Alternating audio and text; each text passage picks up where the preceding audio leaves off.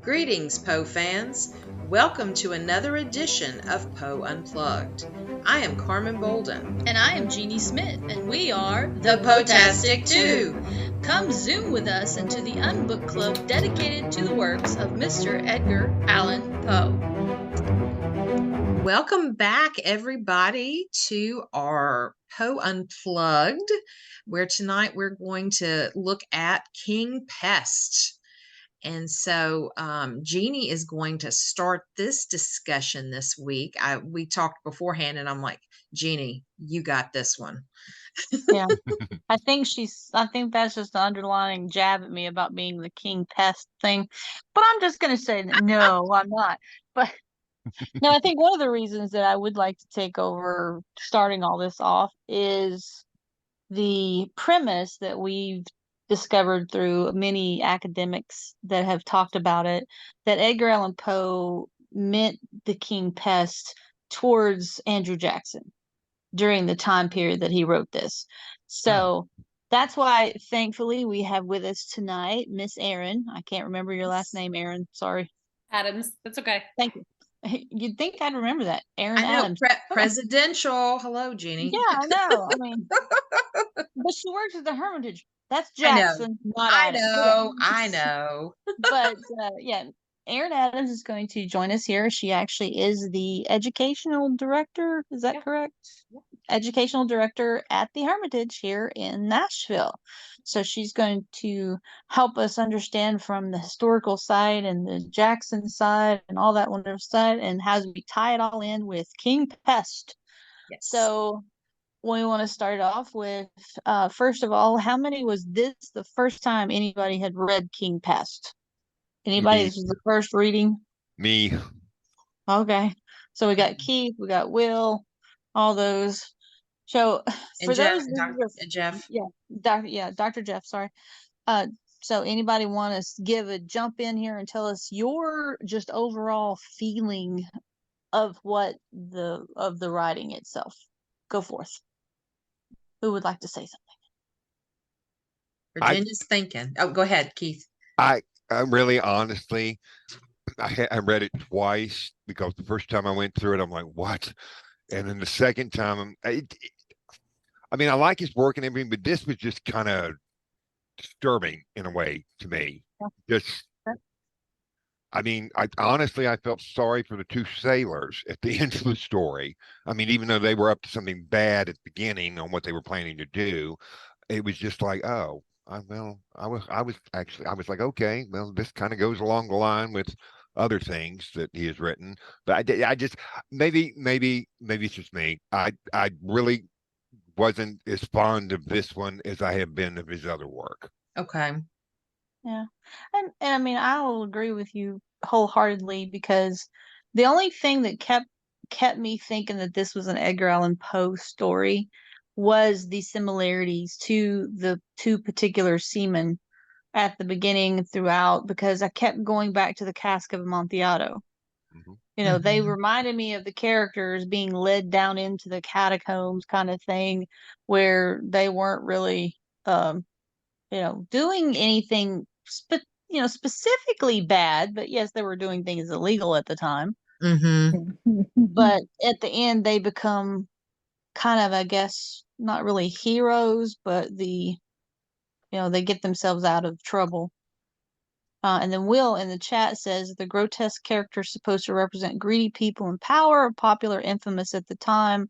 Andrew Jackson is the one I know. So yeah, we're gonna talk more about that, Will, because specifically it's one of the reasons why we wanted to bring on Erin here to help us talk a little bit about the heritage of the Hermitage and Andrew Jackson. So I'm going to go ahead and turn it over to Erin so she can just give us a little background about what she does, everything at the Hermitage, and then we'll get back into King Pest. Yes.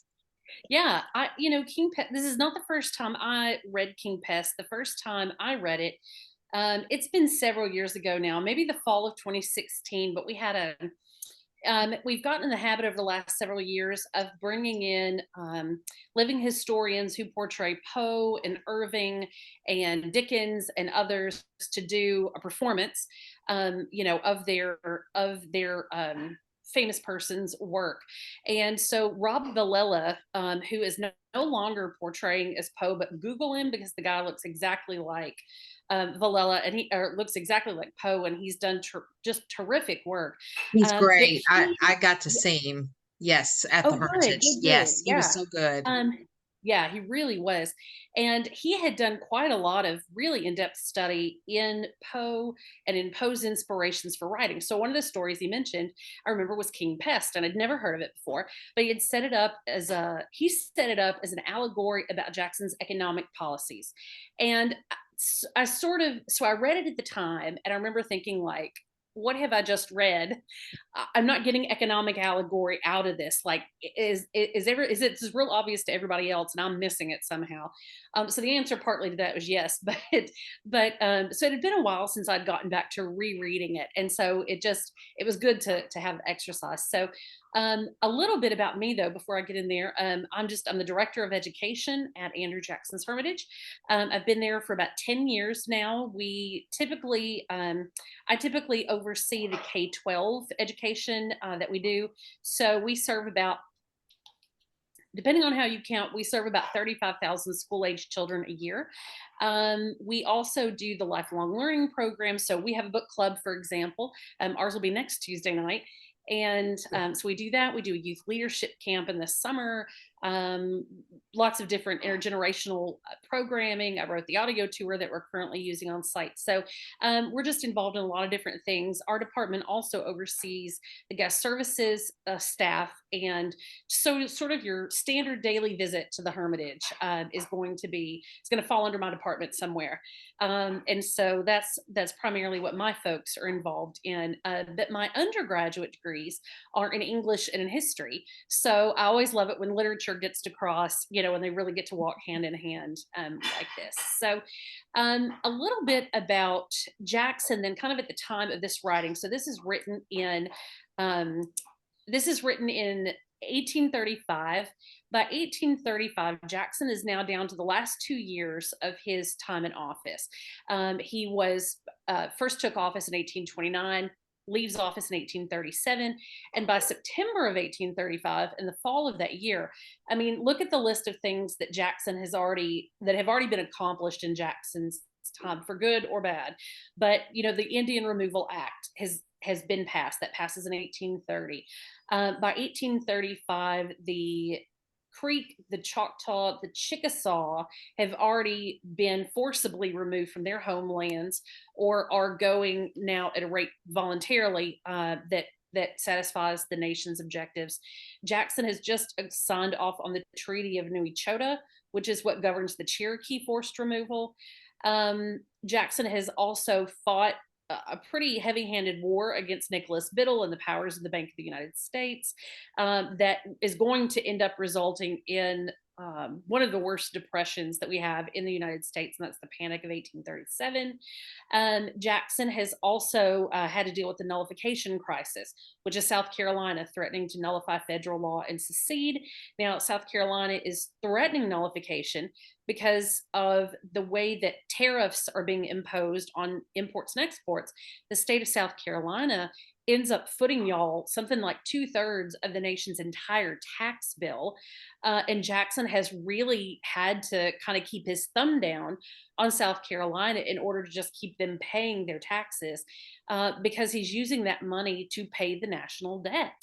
So we are out of debt as a nation by 1835, by the late summer of 1835, the only time, and that debt freedom holds until Jackson is out of office. So Jackson has already had quite a robust and tempestuous presidency. And all of this, of course, is governed largely in the public eye by his personality.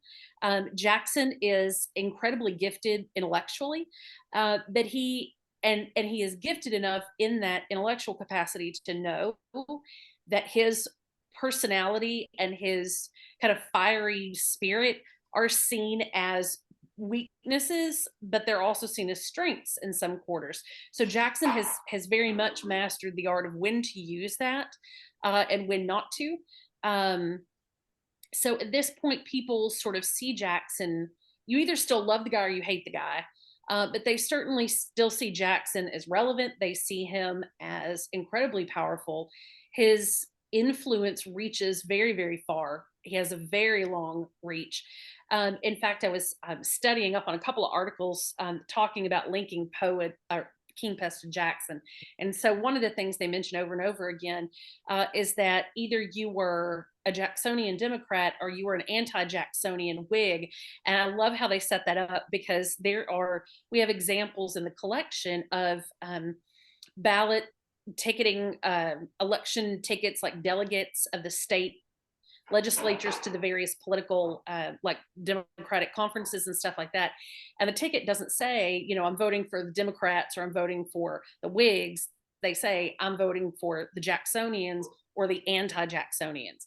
Like Jackson often gets a lot of credit for ushering in like the two-party system, and he's not totally the one who ushers it in, but that is now strengthening very, very much under Jackson's presidency. But those two parties aren't the Democrats and a legitimate it is a legitimate public party, political party, but the name of that party is not the Democrat and the Whig or the Democrat and the Federalist or the Democrat and the Republican.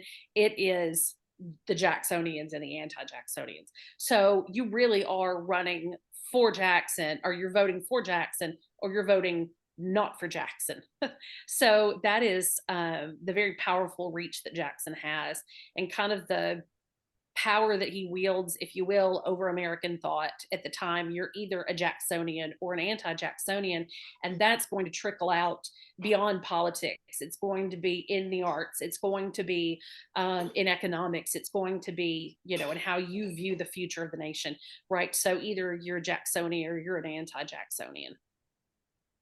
Exactly. And I think, especially in King Pest, you get that, to me, you get that understanding with the two characters of the seamen versus the pests.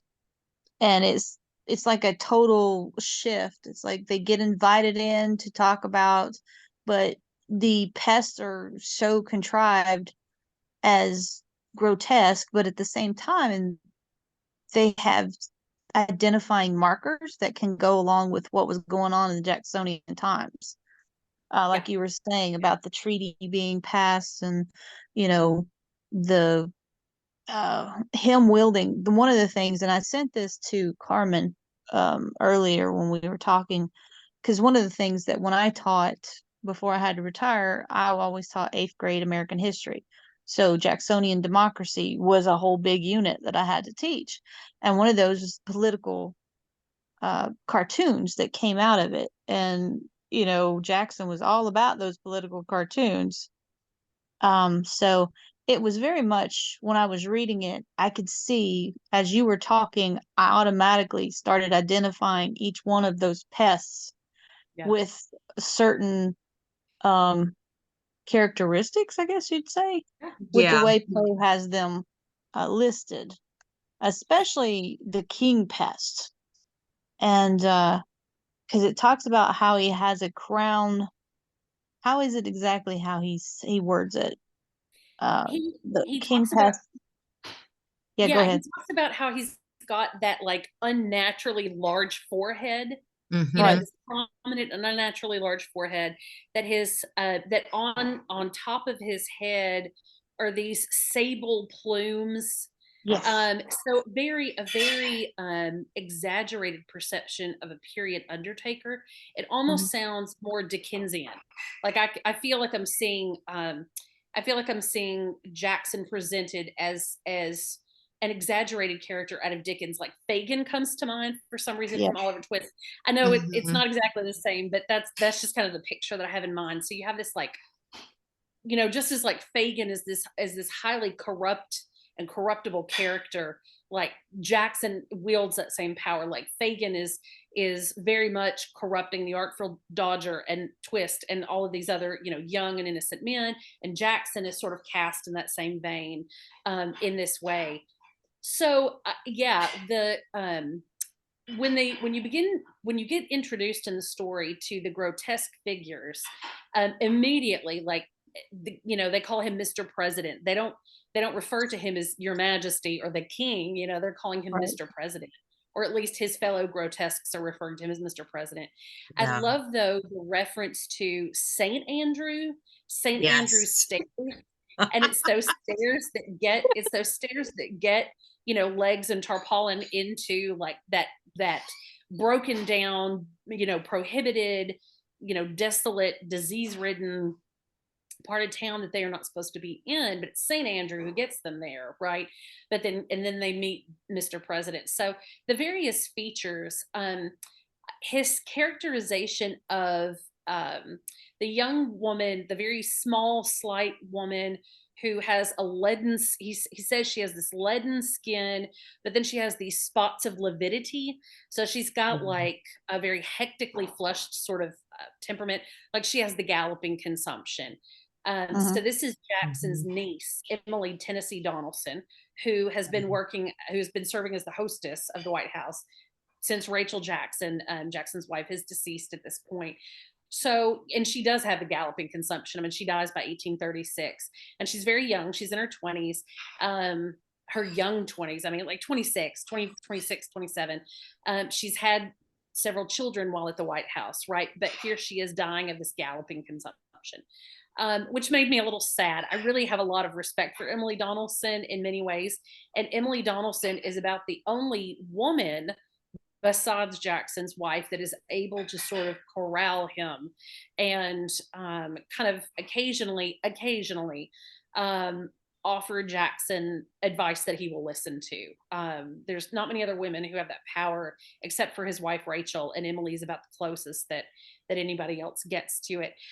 There's a figure in there, though, and I think it's the one that he describes as wearing that coat of such garrulous colors. Like, it's just very bright, and it's almost gaudy. And you mentioned political cartoons, Jeannie.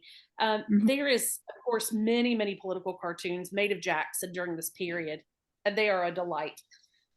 And kids, students, when I do this with students, and I say, oh, we're going to look at some political cartoons, they think they're going to be those funny, short, Peanuts or the Family Circle, Family Circus, right? Just these little quippy, short, obvious punchline, kind of comics. They don't understand cartoon as an art form rather than just the humor, than as a work of humor. So just the depth of detail that these political cartoons of this period pull on. I mean, Jackson is queuing it up for them, right? I mean, Jackson's just constantly giving them plenty of material to work with. But there is a figure in the political cartoons named Major Jack Dowling. And Major Dowling is proposed, I noticed, by a couple of scholars as being the character on whom that brightly garrulous coat wearing member of the grotesque party is based. And Major Jack Dowling is not a real person. He is a character. He's sort of the everyman character, if you will, that shows up in a lot of Jackson's cartoons. So Major Dowling is meant to be this character that represents the common man of the United States, the people of the United States. And so Dowling is often used in cartoons as a way of showing where the public stands, just kind of where the common man stands on any of these various issues. So one of my favorite of the cartoons is related to the Bank War, and it's General Jackson fights the many-headed monster is the name of it. It's the Hydra. And so there's Jackson is like wailing away at this Hydra with his cane, and he's got the big forehead and the hair standing straight up. And he has only two assistants in this. One is Martin Van Buren, who's kind of off to the side, and he's holding like Nicholas Biddle's head in place so Jackson can take a good whack at it. But then Major Jack Dowling is standing at the back, but he's kind of like ready to duck, dodge, dip, and dive, and catch whatever else is coming his way. That's okay. Everybody meets up then. So I love the characters that are playing a role in the grotesque. One of the other characters is suggested to be Peggy O'Neill Eaton, who was the wife of Jackson's Secretary of War, John Eaton. John Eaton is a Tennessean. He meets Margaret O'Neill, who is a boarding house owner, basically in Washington, a hotelier. And her, not long after she meets Eaton, there's these rumors going around that they're having an affair. All of a sudden, Mr. O'Neill dies under fairly questionable circumstances. It seems like suicide is kind of the accepted option, kind of the accepted option, but it's not for sure. And so people have plenty of complaints about Peggy O'Neill, right? That she is just this, she's driven her husband to the brink of suicide, because in less than, it's really just a couple of months, and now all of a sudden she's married to John Eaton, who's a member of Jackson's cabinet, right? And Peggy Eaton, when you look at her portraits, is not your standard kind of typical society matron, svelte, lovely. She's not a Dolly Madison, who looks like a woman and speaks with authority, but has some grace and some dignity. She's not an Emily Donaldson who's just young and, young and light spirited and kind of this fresh energy in Washington. She's Peggy O'Neill, and that comes with a lot of baggage. Yeah. So she's a woman who, Jackson takes up the cause of the Eatons when they're being essentially, disfellowshipped by every person who's standing in Washington, especially the cabinet members and their wives. And Jackson takes their side instead of taking his own niece's side, which is to just pass over John Eaton for somebody less problematic, with a less problematic wife, somebody who can help restore some of that dignity to the White House and to the cabinet. And he just won't hear of it. He won't have it. And so he is determined to fight Peggy Eaton's fights for her, but in a way that eventually causes almost the entirety of the cabinet to resign. So she is a woman who brings a lot of upheaval with her. So that combination of Jacksonian characters as the grotesques, I find to be a really interesting assemblage of people. Yeah. There are plenty of people within Jackson's circle that have some questionable behaviors and characters, but the way that Poe brings these people together, he really brings those people into this group, that can have, that an artist is sort of looking for. You know what I mean? Like that, whether they're an artist of language or a visual artist, like these are the people you can do something with. Yeah. So I find that what Poe is doing by making them the grotesques is really, it's a really interesting take on that. And Will, I noticed your comment from a little earlier about, are the grotesque characters supposed to represent greedy people in power? So they are meant to represent very specific people in seats of power, that are popular and infamous in their way. So absolutely, yeah. The only one that's sort of a stock character, if you will, is Major Jack Dowling.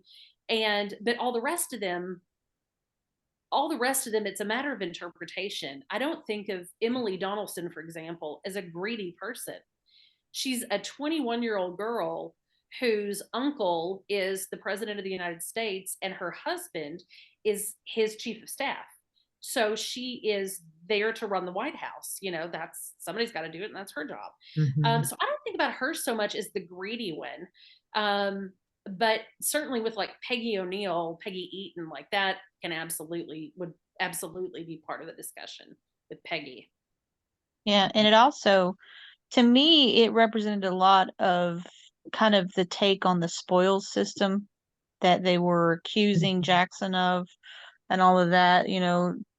I don't know the exact cliche quote. I can't remember. To the winners to the winners go the spoils or something like that. Right. But anyway, so yeah, that would be, because in my mind, and this is the one thing that I found the most interesting about this particular Poe work, is he spent so much time building the visual. I mean, he's really good at building visuals, but it's like he gave extra to these particular characters. to where you could literally draw them in your mind. Yeah. Because when he was describing King Pest, all I could see was that political cartoon of Jackson as a king. And I can't share it because I don't have sharing Well, things, but Jeanie, I've got it. I went ahead while you guys were talking and brought it up. So hold on a second and let me see if I can. Give me just a second. My now the one thing I screen. thought was interesting was the skeleton hanging from the ceiling with his one arm straight out, but his his skull was empty except for what was lighting everything. So it was like, huh, was that supposed to be like the light bulb moment and the dude like fried and you can't, he had one good idea and that's all he was allowed is kind of what I was thinking. So, All right, but can it you was guys see that? yeah, Oh, I love yeah, that so much. yeah. This is the one that when I saw the picture, I read it and I saw this picture because you have like he even has in the story how King Pest is sitting there and he's got what is it he says that he's got in his right hand. Well, he's But got all a I could thigh bone as like his He's got a yeah, scepter. he's femur. got a thigh Yeah. bone like a sepulcher. And Yeah. I saw this and I immediately was like, oh, yeah, because he has a sepulcher in his right hand in this particular cartoon. And then the crown, you can't really see it with the open with whatever on top of Yeah, it. hold on. Let me see if I can get rid of that. No, it's not gonna let me. Just hit the plus button down there and should zoom it in.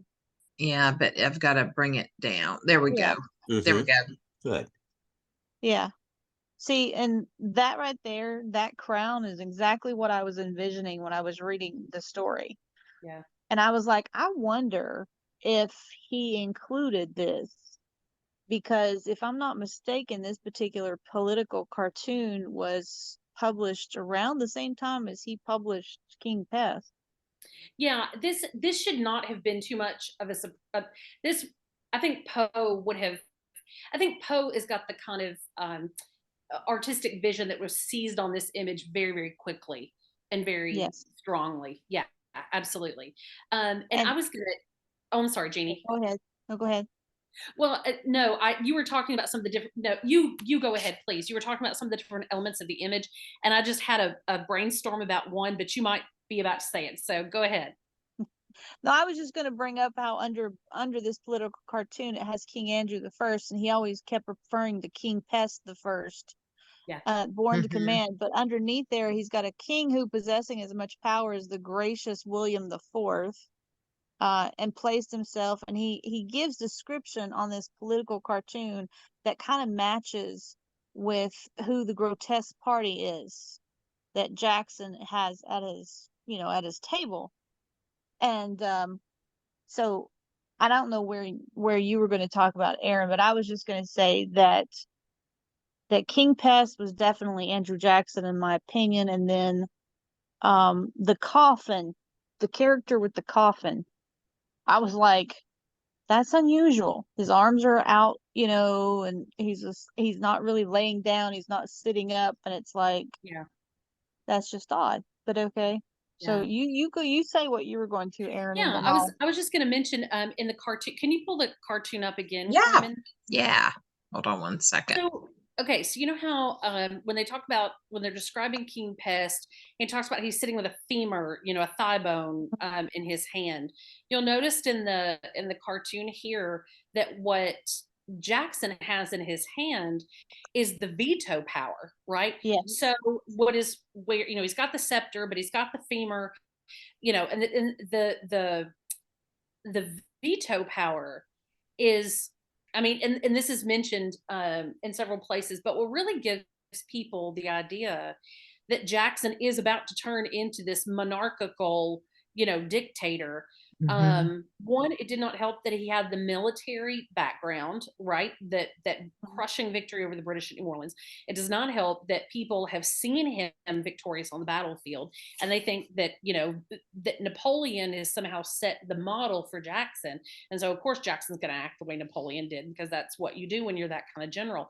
But what people really are afraid of is that veto power, because the way Jackson is using it, this is sort of a trend throughout Jackson's life, and definitely during the presidency. But Jackson always, I can't tell if he makes this happen or if he just sort of ends up being the guy who's always there when it happens. But there are so many constitutional principles of the powers of the executive branch that are simply untested, right? And so, you know, we think about the founding fathers being these very wise and studious and intentional planners, you know, and they were. But you can plan all day, and then when the time comes to actually roll into motion, you know, some of the plans you've put in place, all of a sudden you begin to see the flaws in those plans in a way that you didn't before, when it hadn't been tested out. So here is Jackson exercising the veto, which the Constitution allows, but he's exercising it in a way that they've never seen before. And so when I think of this thigh bone in his hand, I mean, a femur is the largest and like the strongest bone in the human body. I mean, you could bludgeon somebody with a thigh bone. And what they're feeling like is that Jackson is bludgeoning them with the veto threat. The bank, I think arguably, I think the most important veto in American history is when Jackson vetoes the charter of the Second Bank of the United States. Because he tells them, like, I'm not going to veto bills just from administrative principles. So Jackson's predecessors had very much dealt with the veto as if it was an administrative tool with a flaw that was going to lead to more confusion than help, and maybe the logistics of it weren't going to be so easy. So they would veto it under those circumstances, send it back to Congress, tell Congress to keep working on it, then Congress would send it back and they'd approve it. So the vetoes were more about almost like a proofreading tool, if you will, until Jackson comes along, and Jackson says, I'm not going to be using the veto this way. I'm going to veto something if I feel like either it violates the Constitution or it does not serve the broad citizenry to the best of its ability, right? So Jackson signs a veto 12 times, and an eyebrow raising, hair raising, hackles raising 12 times in his entire 8 years in office. And, you know, I always set that against like Franklin Delano Roosevelt, who signs a veto more than 300 times in his presidency. So, you know, it's that bludgeoning power of the veto that Jackson is holding on them to. And then, of course, I love that he is standing on the documents. Of course, one is the Constitution. So, of course, he's just ripped up the Constitution altogether. We're going to be a monarchy now, right? That's what this image suggests. But the other document that's underneath Jackson's feet is a statement about internal improvements in the nation, which is essentially code for infrastructure, right? Right. Canals, waterway improvement, railroads, all of this is burgeoning technology under Jackson's time. And Jackson has very strong feelings about what the government should and should not be involved with when it comes to internal improvements in the country. So there are things that he approves them to do, things that he, you know, dissuades them from doing. And so I'm thinking about St. Andrew's Stair, which leads them to, again, this really, you know, impoverished, beat down, disease ridden, crime infested neighborhood, right? And this is, I think these are St. Andrew's Stairs, right? Is this desire to turn over the internal improvements of the nation to the state governments, to the local governments, that is not an affair for the federal government to take on. So I love that. Like, and all of these are brainstorms, by the way, because I'm sort of looking at this image in a new light. But I hadn't thought too much about that being the internal improvements document down there, and now all of a sudden I'm kind of thinking of it a little bit differently. Yeah, that makes sense. It definitely does. And that's one of the things about the National Bank of, you know, that was Alexander Hamilton's baby, you know, was the idea of having a federal bank, having, you know, because that's how we had the first bank was Alexander Hamilton. and then like you were talking about, the infrastructure of trying to coordinate by getting roads built, by train tracks, all that kind of stuff was happening, and Jackson very much was like, that should be handled by the states. I don't, the government shouldn't do that. That's just too much. So when I'm thinking of it in Poe's story, and like you said about the St. Andrew Stairs, and about going into this pestilent ridden part of town, and they end up going into this creepy, because I love how Poe actually gets the two seamen to go into this areas, because they hear someone laughing inside. And so that's why they go in there. Plus they're escaping from, somebody chasing them because they ran out on their bill. So they're the first dine and dashers. Or would that be pub crawlers and leavers? So, but so when they go in there, I love how he makes a point of being very specific about certain things. The femur bone, yes, beating people over the head. And like you said, he used that veto power on the second bank to the point to where it got to where they couldn't overpower his veto because they couldn't get enough votes. The Senate did not have enough votes. Right. Jackson didn't have Jackson let it be known there is no way you can go back and rewrite this bill that I'll approve it. Like, I'm going to say no on principle, And so like, how are you, Jackson just shuts down any possibility for compromise in that way because he objects to the bank on constitutional footing. It has to do with the way in which Congress is delegating their authority to somebody that has not been vetted by the people of the United States. So, so who are, I think a cat knocked something over. So, who are, where's this if there was an argument that was going to sway Jackson, where in the world would it have come from?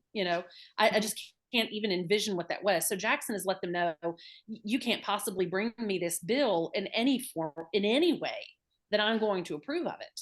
So you might as well just stop trying, and it's pretty overwhelming. I had a student once ask me if Jackson ever had a most stressful year.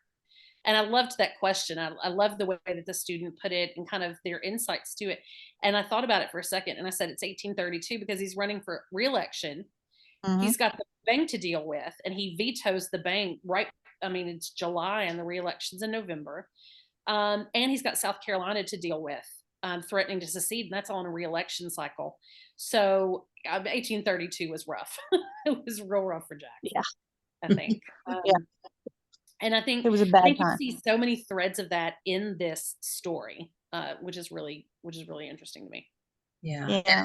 I like the setting that, it's in Will Wimble, the Undertaker's, like the basement, the apartment is it's the basement of where the Undertaker lives. And so it just adds that, extra creepiness to the whole situation. And with Poe describing, the skeletal remains, and also, some, I think, what did he say? Some flesh torn off, some bodies, and, with the plague being present and just all the pestilence, existing. One of the articles I looked at comparing the two was they kind of, the person that wrote the article kind of perused that this was the precursor to the Mask of the Red Death, because this was published in 1835. Mask of the Red Death was 1842. And it's like, Poe could have kind of thought of some of those elements to put into Mask of the Red Death. I personally think this story could have been fleshed out even longer than it was, and more depth given to, because there were so many characters, which Poe normally doesn't have this many. It's like, this would be an interesting play, in my opinion, if this was a play. I don't know. What thoughts, anybody? I like how you're talking about it could have been longer, but at the same time, to me, Poe left it open-ended at the end to have a sequel. Yeah. Because And that's one of the things that we were talking about. It was like King Pest's legs tossed him into the open trap door and slammed it shut on him. So basically threw him in a hole in solitary confinement at the very end when he was trying to save Hugh. And then he like takes care of all the rest. The coffin guy is floating off because they had dumped all the wine out or whatever they were drinking. And then what really made it interesting is as Legs and Hugh are running out, Legs has grabbed the Duchess of Pest. Yes. And is carrying her out the door, and they take off with him. So I'm like, oh, look, so it's Annabelle Lee they left with. So they took off, and I'm like, oh, I wonder if they're taking her back to the sea because they are seamen. I was like, That's okay, true. like, why out of everybody they took off with the Duchess of Pest? But okay. So I wondered if a couple of things. One, Poe is, and y'all are the experts, not me, but where does 1835 fall in Poe's career? Is that the middle, the beginning? Where are we? Let's see. More past. I mean, it's past his military and West Point days, and it's. Yeah. I think wasn't he back in Baltimore by this time? Let me look it up real quick because I off the top of my head I can't remember. Okay. Okay. So Dr. Thompson, he's at least down to the last like 15 years of his life. Anyway. Okay. Yeah. Okay. Yeah. So okay. So that kind of tells her what I needed to know, which is that it may be that Poe, I mean, the presidency at the time did not have term limits, right? Like a term was 4 years, but you could go indefinitely, right? Which is exactly what Roosevelt does. So, maybe Poe left it open-ended, thinking like the guy's presidency is not over yet, so he's always, every good TV script writer, right? Like there's always like this, even if it's the end of the series, there's still some little hook that they could build on if they had to, if demand calls for it, there's always a little hook down there somewhere that you could build on if you had to. And so I mean, is it possible that Poe is leaving himself open if this is going to become a series one day, if Jackson is going to give us so much to work with, as writers, and if Jackson is going to give us so much material to work with, then why close it off? Why not just leave in one little hook that he could use to build things up again? I would have loved to have seen Poe take up this subject again in 1837. Jackson's out of office, Van Buren is in, but that's when all of the economic fallout of the bank it just kind of comes crashing down on the nation. And to the best of my knowledge, Jackson never once, in deciding whether or not he's going to sign off on the bank charter or whether he's going to veto it, he never once has a conversation with himself that I know of, or with any economists or financiers to say, if the bank collapses like this, if I refuse to renew the charter, what happens to the bank? Okay, I want to put the money in state banks or pet banks, which gives Jackson an executive branch a tremendous amount of power. What if I do that? Like, what are the financial implications? Like, how are the practicalities of that system going to be felt across the nation? Jackson never does that. And then all of a sudden here, you can't just yank all the government's money out of the bank in one go and scatter it to the winds. What do you think is going to happen? Right. And so, and it's exactly what does happen, which is that we're in a profound depression very, very quickly, which of course Van Buren, bears all the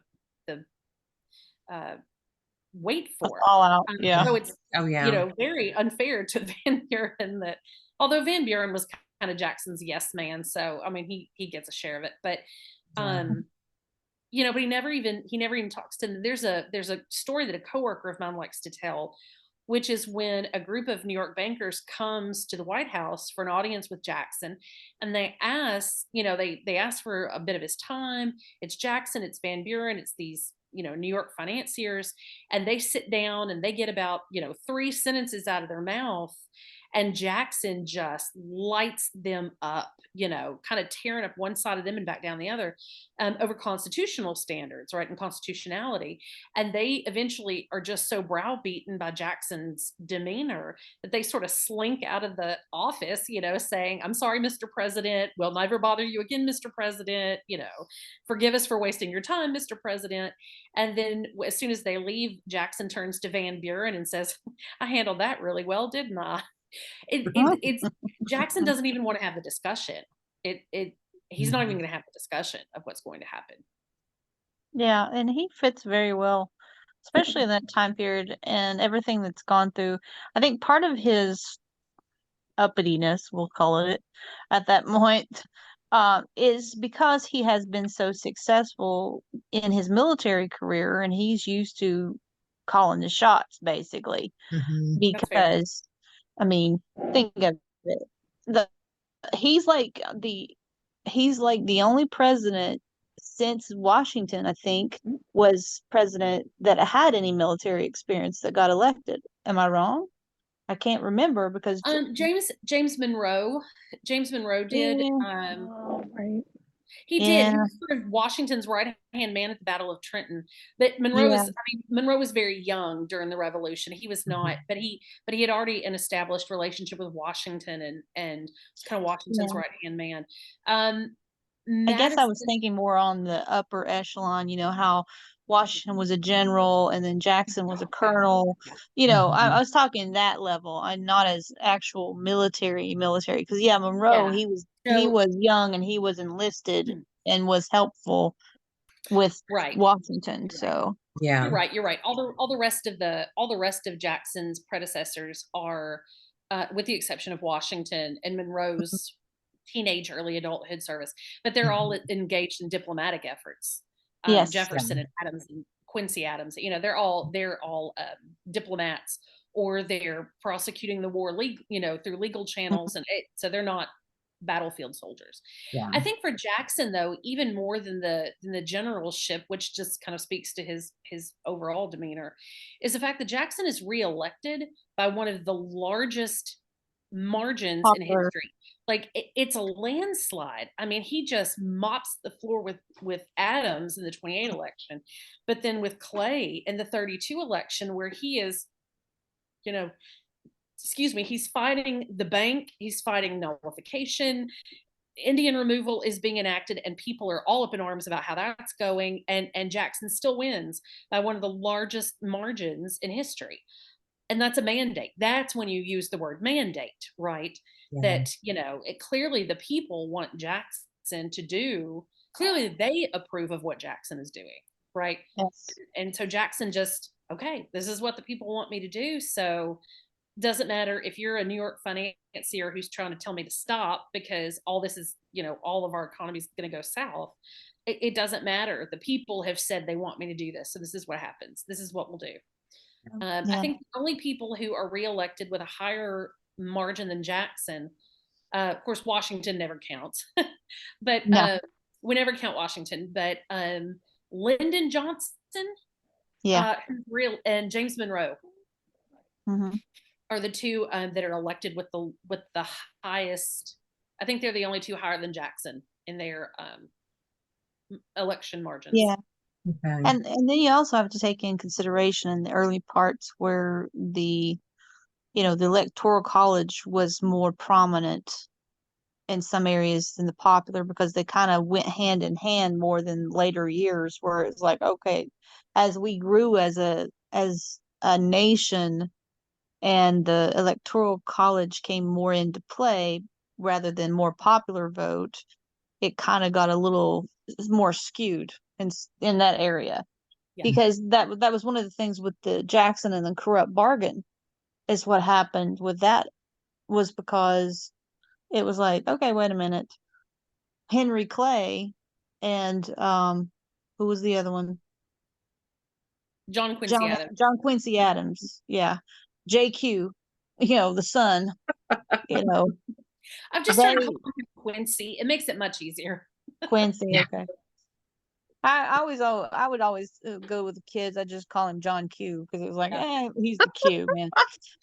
Well, I looked up in 1835, Poe had moved back to Richmond because he was the editor of the Southern Literary Messenger after he won the Saturday Visitor Award for message or MS Found in a Bottle. And so Okay. I was about to say that, but thank you. To it. Yeah. Our minds. Yes.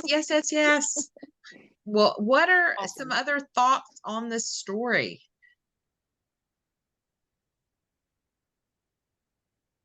Did you like it? Did you hate it? Like what? I'm anxious Is to it hear. wrong that I laughed a lot? No, because it's satire. This was total satire on Poe's part. It's a wild, rollicking story. Yes. I will admit the very first time I read this, I think I was maybe right out of high school, maybe going into my first year of college. Yeah. And I was like, Yeah. Not my favorite, but read it again for this. And I kept laughing. I'm like, what was I reading a long time ago? Because I don't remember like 3/4 of it. And I was just like, I just kept laughing.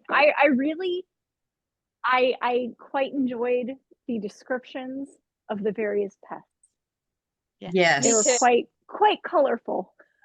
You get a good image. I really liked that his descriptions, like I think Jeanie mentioned earlier that how much extra he put into it, but he described everybody before he gave them their names. And it was just very interesting that he didn't say this is King Pest or describe, and that was the King Pest.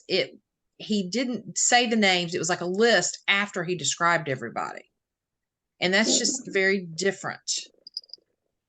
It's like it's like he wanted to make them out to be as grotesque as they possibly could. And then let me just add their names all are Pest. Yeah. Yeah, I kind of took it as like silly horror, kind of like the Evil Dead before the Evil Dead. To me, yeah. I enjoyed like this. That's a good kind of like the silly, but the descriptions were great. Yes, Micah. Sorry. Yes. You see Micah's comment? That's awesome. Yes, Excellent. Micah, that is spot on. Spot on. Nice. Yeah, the Mad Tea Party. The first time I ever read this was I was reading a few stories. Like I just decided to sit down one day and just read some stories. And I think I read this one after I wrote, I'm reading at the same time.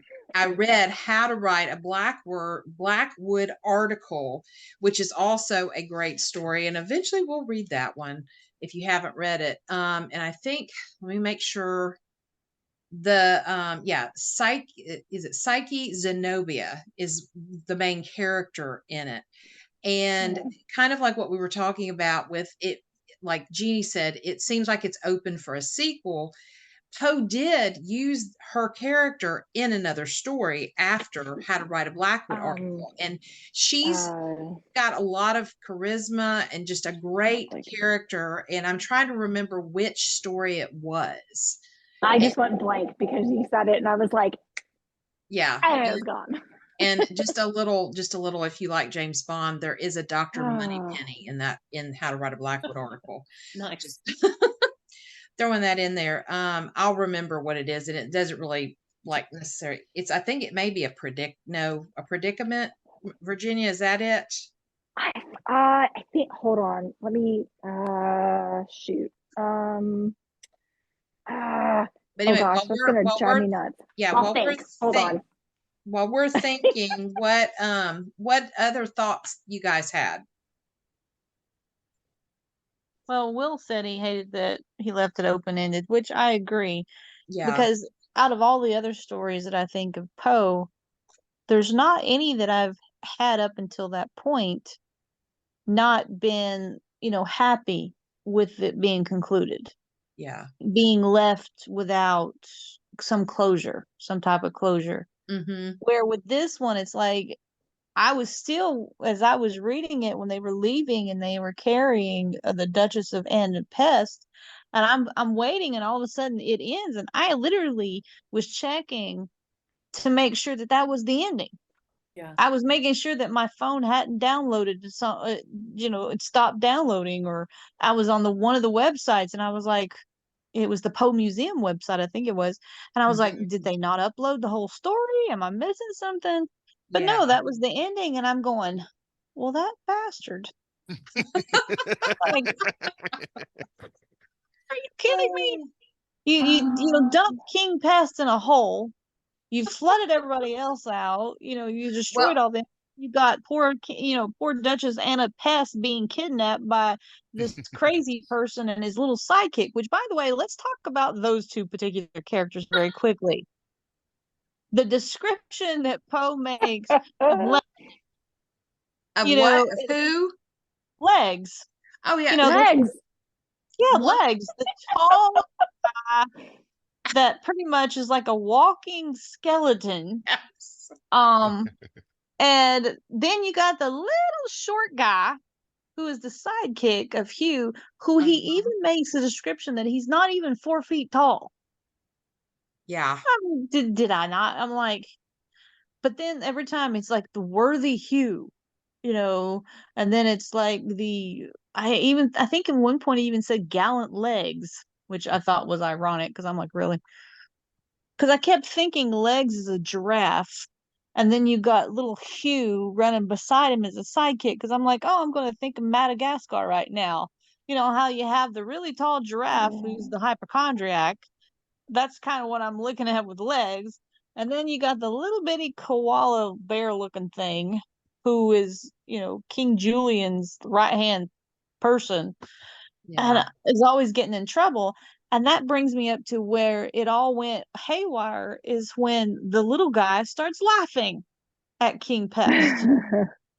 Just kept laughing at him and saying, oh, he was more on the side. He says, nah, I'm not going to see that one. I'll be meeting the devil and be having a party kind of thing.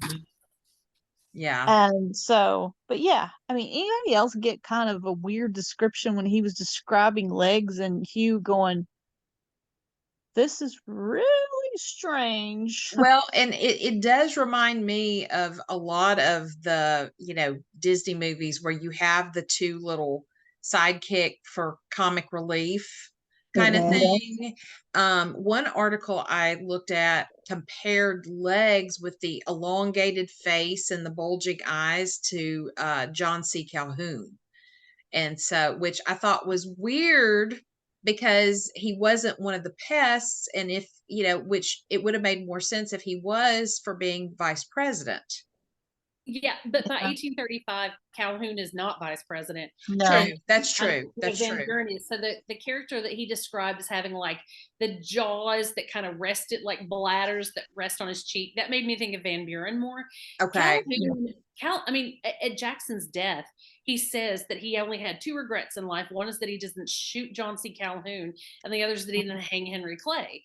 Mostly because of Calhoun's machinations in South Carolina. Yeah. So it did make me think of Calhoun, but mostly what it really made me think of was Laurel and Hardy. Yes. So you had Laurel and Hardy, right? You had like the big guy and then like the tall, skinny guy who's kind of like stupid and never talks and is always, Laurel's always, am I getting this right? Hardy's always having to tell Laurel what to do, because it's like he can't figure it out for himself, but you can't fault Laurel for his faithfulness to his friend or his willingness to like fight the good fight or his willingness to, support his buddy, even when his buddy's kind of mean and picks on him. So the scene when they decide to flee the tavern without paying for their ale, I love the humming stuff. I love that term for it. But, they refuse to pay for it, or they decide they're going to slip without paying. But it takes Hugh, a couple of times to even find the door, because he says he keeps running into the fireplace and like hitting the back wall, and that it takes him a few times of doing this before he can then kind of get himself going the right direction, so almost that sort of slapstick physical comedy angle of it was I thought really interesting. Yeah, it fit very well, because I was like, he's starting it off as kind of a slapstick humor satire, Mm-hmm. Because I was getting like you said, the Laurel and Hardy vibes, just thinking of the two opposite ends, I guess is what I was thinking, with legs being as tall and lanky, and you have the one extreme with the tall lankiness, and then you have the very next extreme with the very short and stodgy looking. Right. So it's like he was covering both ends of a spectrum type of thing. Yeah. So it started out weird, and then they knew, and what was so funny is they knew they didn't have any money to pay for their ale at the tavern, but they were drinking it anyway. But and they tried to run away, and like I said, it was a bar and leave instead of a door dash or a dine and dash Dine and kind of. dash. Yeah. So, but yeah, it was, and then poor Hugh, he couldn't, it was like, he's one of those you can think when you lay the comment down of they couldn't find their way out of a paper bag. They were that idiotic. Yeah. Poe, that was the description I got the most from Hugh. That, but one other thing I was going to add too, now Poe did adapt this story, like he edited it multiple times. And the original with 1835, he has the quote right after the title, King Pest the First, a tale containing an allegory. And then he's got a quote, the gods do bear and well allow in kings the things which they abhor in rascal routs. And this is from Buckhurst's Tragedy of Ferrex and Porrex. And Ferrex and Porrex, this is from a Renaissance play where these two characters were sailors at the time of Edward III's reign. And so I think there's that tie-in of the allegory to Tarpaulin and legs. Yeah. And with George III being Andrew Jackson. Is there again, y'all are the Poe experts, but is there I did try to find sort of the smoking gun where I could see Poe saying, oh yeah, guys, I'm writing this allegory and it's about Andrew Jackson, right? I was trying to find like the smoking gun just to link all this together. I didn't find one. Are y'all familiar with something in that way? No. And I looked at several different articles. I didn't necessarily read every single one, but I spot checked different things to find different pieces. The Ferrex and Porrex kind of connection was prevalent in many articles that I looked at. But one article, and I don't really want to go down this rabbit hole, and Jeanie and I talked about it, and it was somebody that while Trump was president compared, because of Trump saying that, he was like Andrew Jackson, comparing Trump to Jackson to King Pest. Like they were all like this triangle of, and I thought that was really, really interesting. And again, I didn't even finish reading the article because I was like, I don't want to go down this rabbit hole. Right. And it did feel like a rabbit hole. And there were a couple of, even with the even talking about Ferrex and Porrex, the Ferrex and Porrex is about Edward III dividing his kingdom between his two sons. And he said, the author of that article said, as if it should be evident to everybody, well, obviously Jackson had the same problem. Like somehow Jackson was trying to like divide power, divide the country, divide. It seemed like quite a take on the connection that just didn't, to me, it just didn't hold up. So if he was trying, it was loose. It was like a few elements compared, like in the appropriate way, and then it kind of got like convoluted. It was like a little bitty, little bitty spider web hanging there. So well, the one thing about Poe and the writings and the supposition that he is attributing certain characters to certain real life people, I don't think he's ever like when he hates transcendentalists, but I don't think he ever actually came out and used particular names in his stories for the transcendentalists. I mean, he alluded to them a lot, and you could make that connection. So, but it was like he lets his opinion be known, but it's because here's where it comes to me. It's like the Law and Order. When you begin the Law and Order thing, it says the names have been changed to protect. That's kind of the way I feel when I read Poe. It's like the names have been changed, and so to protect the real people he's writing about. But in essence, the way he has his description set up, I think he is saying it, but he's not owning up to it in real life, I guess. Right.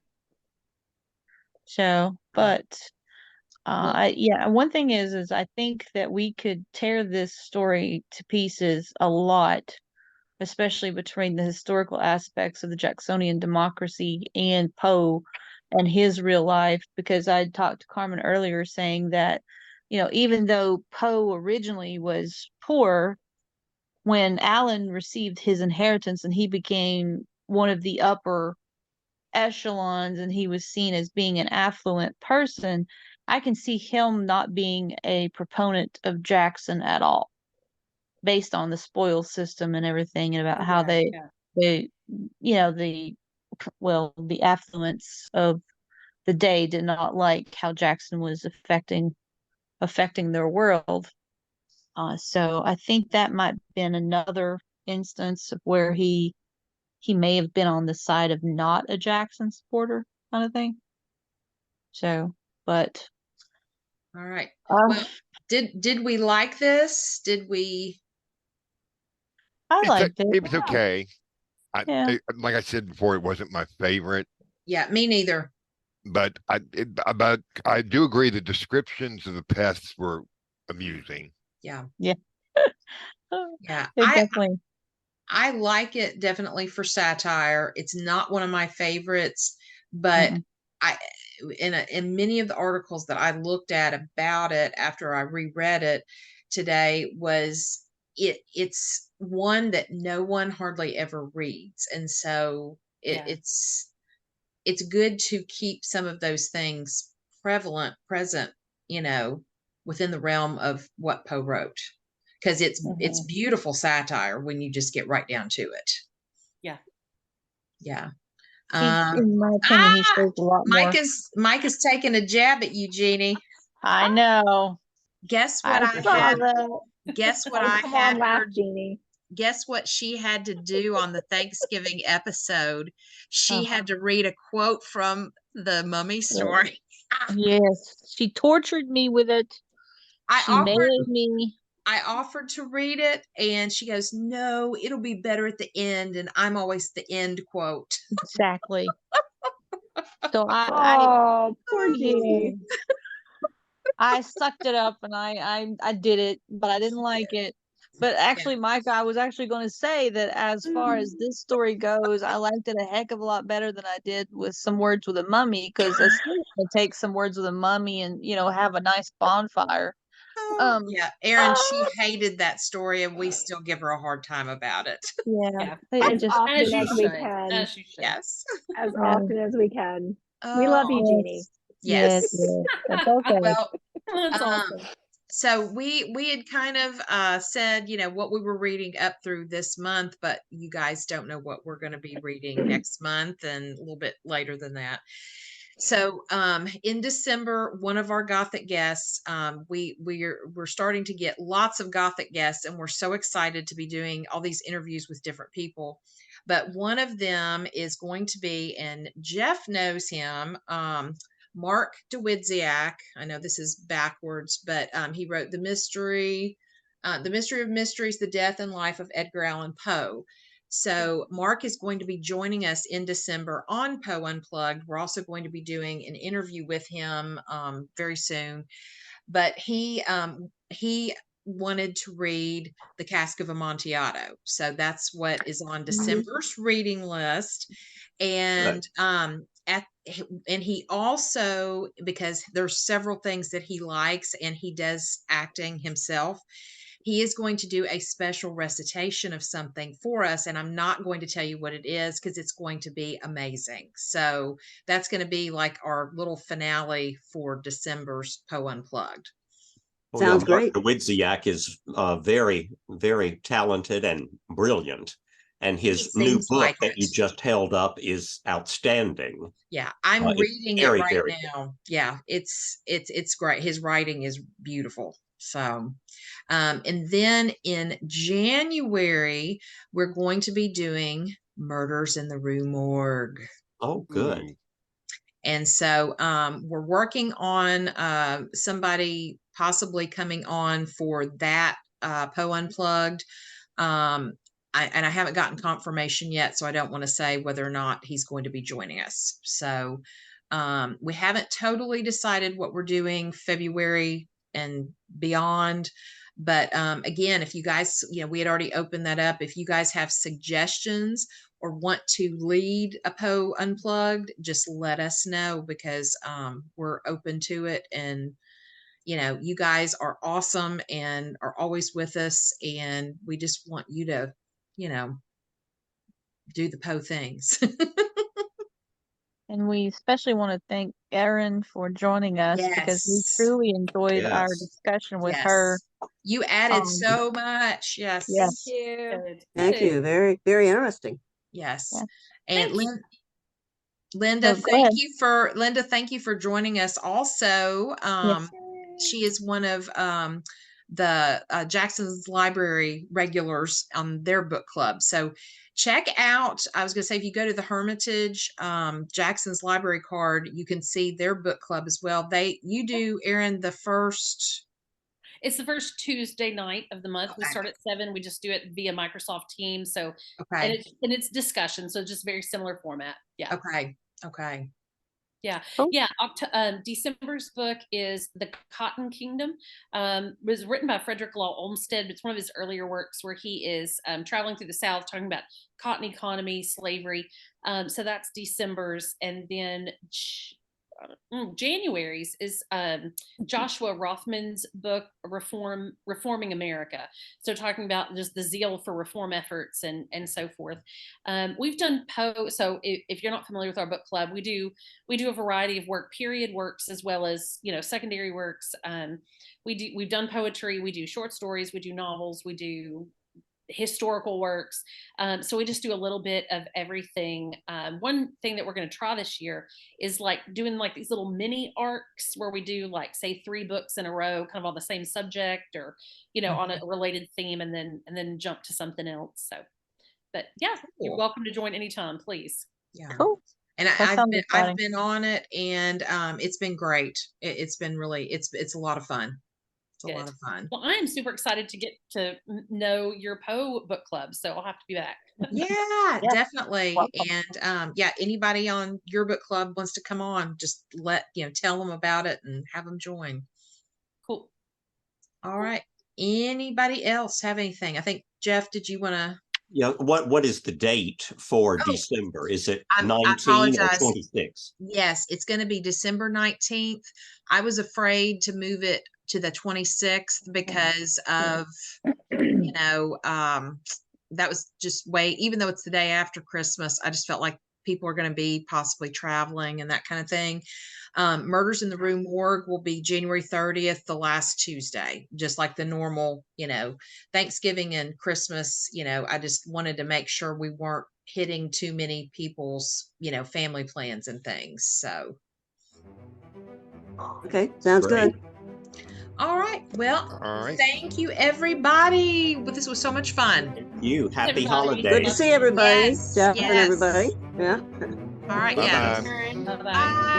Bye. Bye, guys. See you next time. Bye. Bye. Bye.